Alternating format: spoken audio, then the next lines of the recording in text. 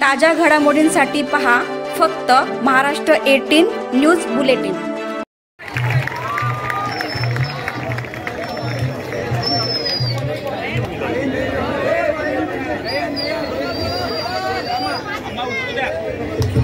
बोल बजरंग बली की जय, अरे बोल बजरंग बली की जय, बोल बजरंग बली की जय।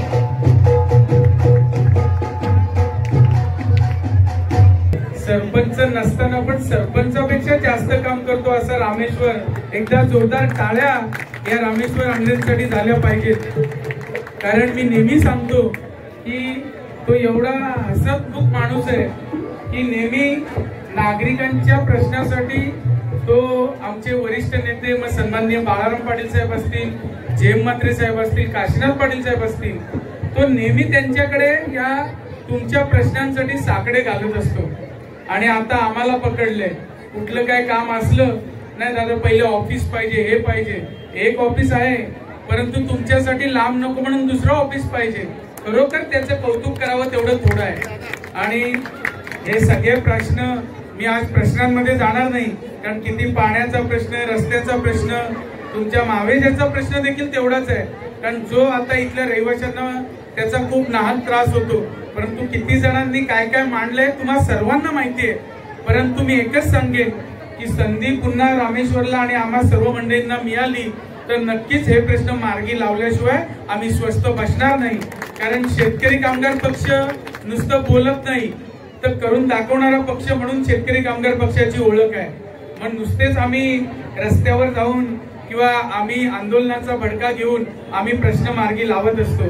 त्याचा एक ज्वलंत उदाहरण तुम्हाला देईल की पनवेल महापालिकेमध्ये असणारा दुहेरी कर, मालमत्ता कर याचे 30% त्याच्यात कमी करण्यामागे आम्ही महाविकास आघाडी म्हणून यशस्वी झालो। आणि हे प्रश्न असेच चालत राहणार, परंतु तुम्ही नागरिक रामेश्वर आणि पूर्ण त्याच्या टीमच्या मागे खंबीरपणे उभी राहण्याची आज गरज आहे।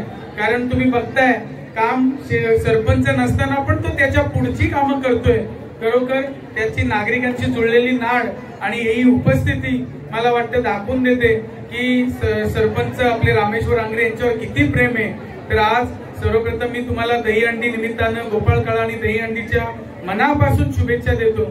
आणि सरपंच हे नाव आहे परंतु ते रामेश्वरच्या मागेच, मग तो रामेश्वर आंग्रे म्हणा किंवा सरपंच म्हणा, इथे तुम्हाला या करंजाडेमध्ये फक्त आणि फक्त रामेश्वरचंच नाव दिसेल एवढं तुम्हाला सांगू इच्छितो।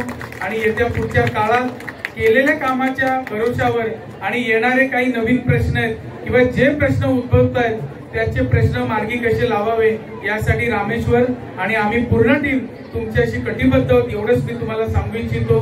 आणि पक्ष आयोजित दहीहंडी उत्सवासाठी आज तमाम कन्नडवासियांचं मी मनापासून स्वागत करतोय। आज दहीहंडीसाठी जो स्फूर्त प्रतिसाद बघताय आपण, बरोबर याचं श्रेय आमचे नेते म्हणजे आमदार रवींद्र पाटील साहेब असतील, त्यांचं बाळाराम पाटील साहेब असतील, यांच्या आशीर्वादाने मात्र यांच्या प्रयत्नातून त्यांच्या मार्गदर्शनाखाली हा दहीहंडी सोहळा साजरा केला।